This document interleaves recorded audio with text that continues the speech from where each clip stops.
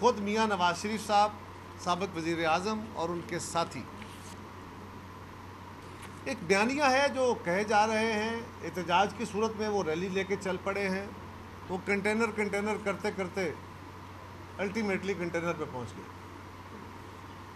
باقی تو کنٹینرز حکومت کے خلاف آئے ہیں، یہ اپنی حکومت کے خلاف نکل آئے ہیں، پتہ نہیں کس کے خلاف کنٹینر پہ بیٹھنے والے ہیں۔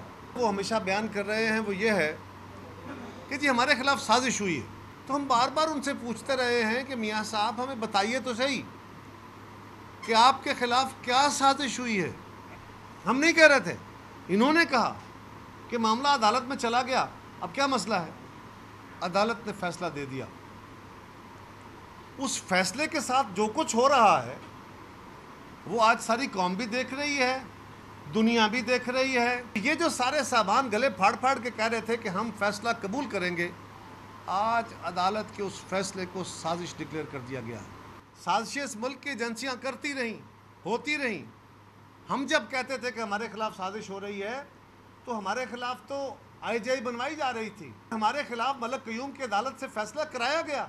آپ کو 5 عدلیہ کے اعلیٰ ججز، 5 ججز کی عدالت نے اتفاق رائے سے گھر بھیجا ہے۔